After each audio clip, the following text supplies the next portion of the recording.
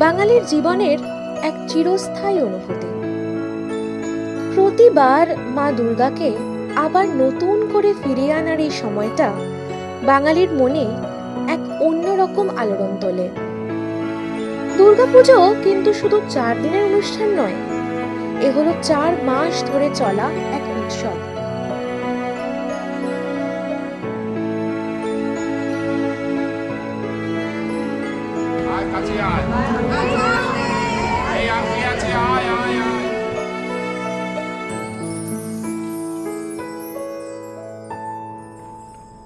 আমরা এবছর আমাদের সাথে পেয়েছি প্রচুর নতুন পরিবার, যাদের কাছে এবছরটি ছিল আমায়ার প্রথম পুজো। তাদের উৎসাহ ছিল চোখে পড়ার মতো। এই এতগুলো পরিবার মিলে এক মহোৎসবের আয়োজন কিন্তু সত্যিই ভারী সুন্দর ছিল। এই বছর প্রথম আমরা সবাই মিলে মায়ের জন্য বিশেষ ভোগ, নারকেল নাড়ু ও মুরগি তৈরি করি। দিনটা ছিল তৃতীয়া। আমায়ার প্রায় সমস্ত মহিলারা যোগদান করেছিলেন এই নাড়ু প্রকল্পে। আমাদের কাকিমাদের উৎসাহ ছিল চোখে পড়ার মতো। আমরা ছোটরা তাদেরকে অনুসরণ করে শিখে নিলাম অনেক কিছু। নাড়ুর সংখ্যা কিন্তু কম ছিল না, প্রায় 500। প্রতিবারের মতো এবারেও সমস্ত মহিলারা রাত জেগে আলপনা দিয়েছে। তবে এবারে আমাদের বিশেষ প্রাপ্তি ছিল যে আলপনাতে আমরা কিছু সিকিউরিটি ভাইদের সহযোগিতা পেয়েছি। একসাথে এক হয়ে কাজের যে প্রশান্তি, তা সত্যিই অতুলনীয়।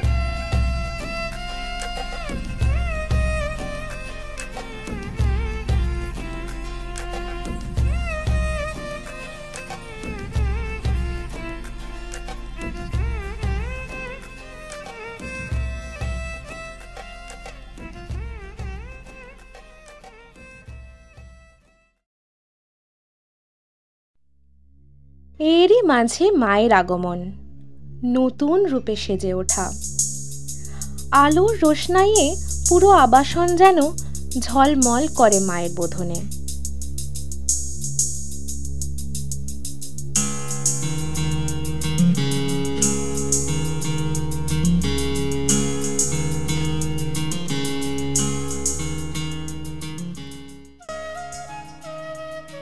এবার আমায়ার উদ্বোধন অনুষ্ঠানে উপস্থিত ছিলেন স্বনামধন্য ফুটবলার শ্রী বিকাশ পাজি মহাশয় ও মহাবেশানন্দ মহারাজ। তার সাথে ছিল আমাদেরই ক্ষুদে শিল্পীদের অসাধারণ নৃত্য, গান ও কবিতার সমাবেশ।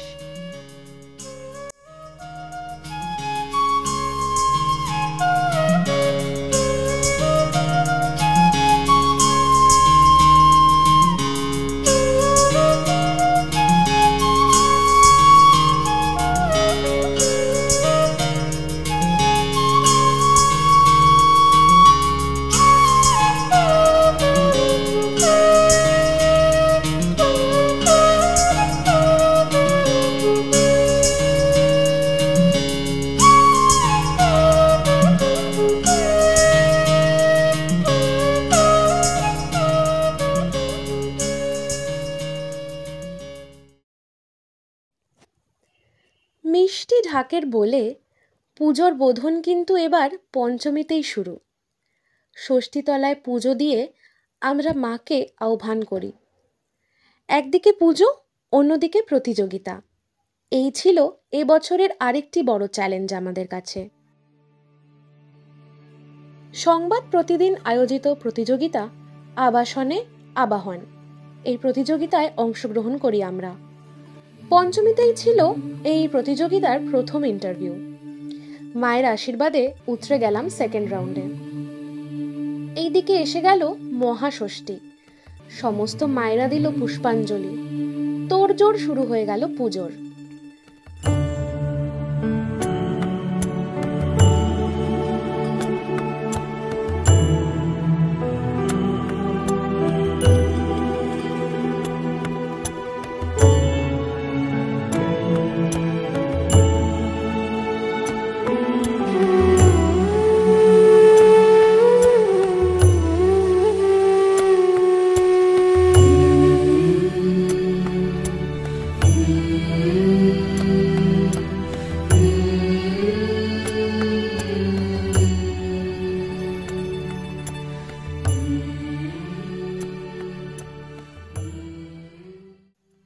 নবপত্রিকা স্নান ও ঘট স্থাপনের সাথে শুরু হয়ে গেল আমাদের মহাসপ্তমীর সকাল। মায়ের আশীর্বাদে সকলে একসাথে হাতে হাত মিলিয়ে সহযোগিতায় সুষ্ঠুভাবে সম্পন্ন হলো মহাসপ্তমীর সকাল।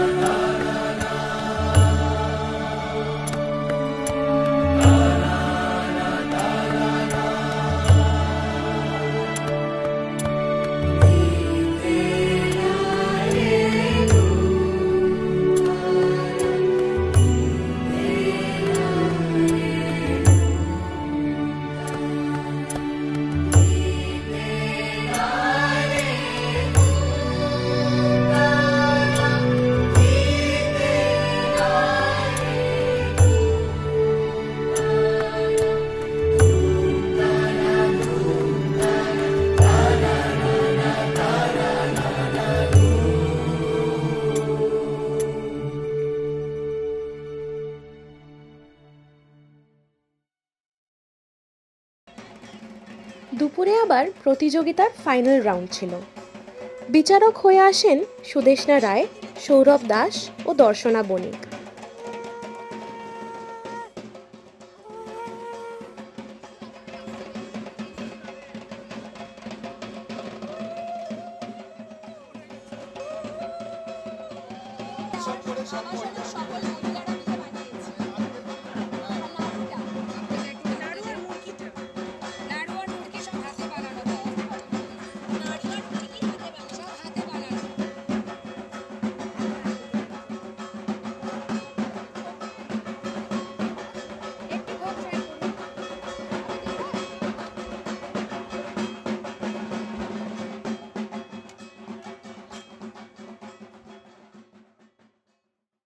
সন্ধ্যাবেলায় প্রত্যেক দিন ছিল সবাইকে নিয়ে নতুন কিছু খেলা, যেমন শঙ্খ বাজানো, মোমবাতি জ্বালানো।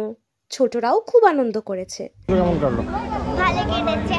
অনেক জায়গায় ঘুরতে গেছি, ঠাকুর দেখতে গেছি, খেতে গেছি, আর হচ্ছে অনেক লাইটস দেখেছি, নতুন নতুন জামাও পরেছি, তার সাথে আবার নতুন নতুন জিনিসকে দেখেছি, তার সাথে নতুন গেমস খেলেছি, নতুন প্রোগ্রাম করেছি, আর তার সাথে পুজোটাও বেশি ভালো কেটেছে। আগের থেকে পুজোটা ভালো কেটেছে। তোমার কেমন কাটলো?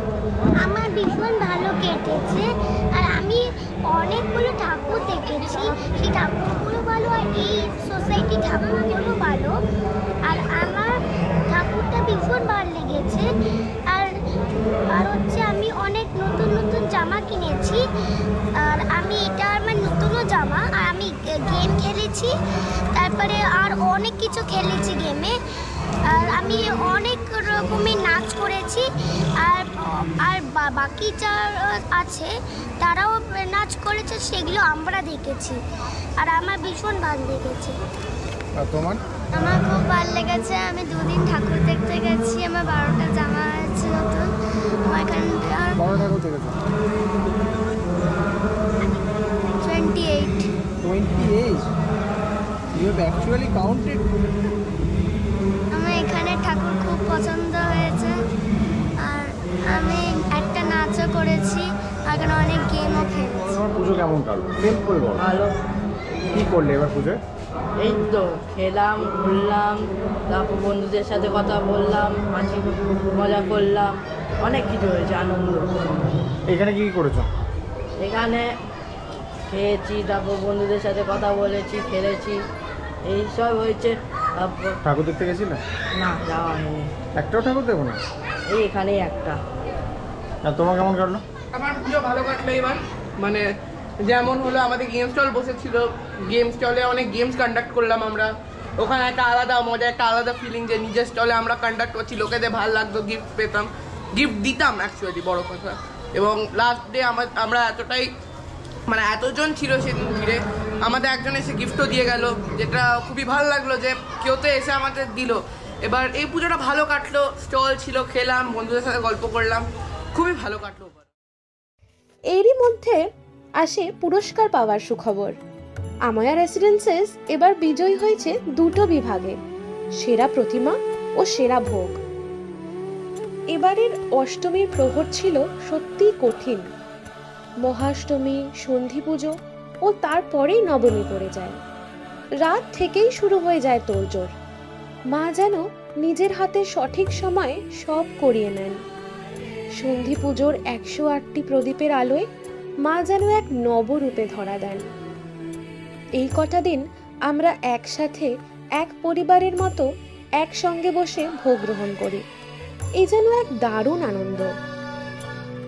মহাষ্টমীর দ্বীপ্রহরেই আসে সেই পুরস্কার প্রাপ্তির শুভক্ষণ। আমরা সকলে অসীম উৎসাহ ও আনন্দ সহকারে সেই পুরস্কার গ্রহণ করি।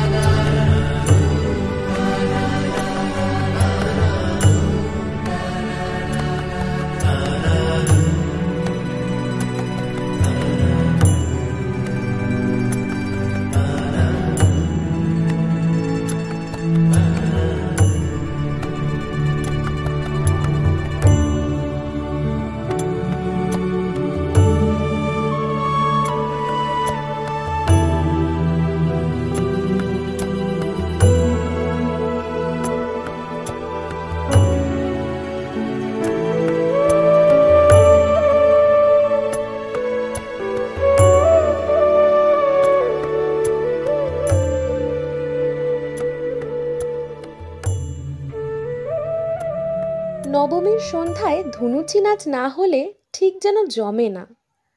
ছোট বড় সবাই মিলে এই আনন্দে মেতে উঠি আমরা।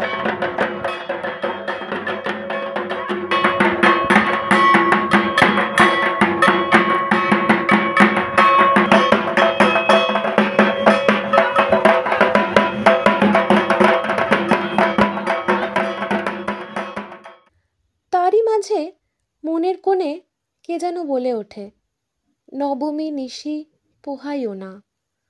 মায়ের চোখটাও যেন কেমন জলে ভরে ওঠে। দশমীর সকালে দধিকর্মা আর আরশিতে মায়ের মুখ দেখা।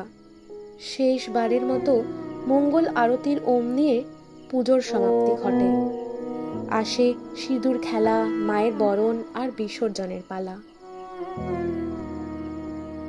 এই শেষ মুহূর্তের আনন্দের সবটুকু আমায়া পরিবার যেন উপভোগ করে নিতে চায়। সন্ধ্যা নামল। মায়ের মুখ সিঁদুরে রাঙা, মিষ্টি ভরা মুখটা যেন চোখের জলে ঝাপসা হয়ে আসে। মাকে বাপের বাড়ি পাঠিয়ে দেওয়ার এক অদ্ভুত বেদনা জেগে উঠল সবার মনে। ছেলে মেয়ে নিয়ে আবার আসিস মাগো। বিজয়ার মিষ্টি মুখ, ধুনোর গন্ধ মেখে মা চললেন কৈলাসের পথে, আর আমরা রইলাম আরও একটা বছরের অপেক্ষায়। সবাইকে ভালো রেখো মা, সুস্থ রেখো, যেন তোমাকে প্রত্যেক বছর এইভাবেই আমাদের মাঝে নিয়ে আসতে পারি। আসছে বছর আবার হবে, নিশ্চয়ই হবে।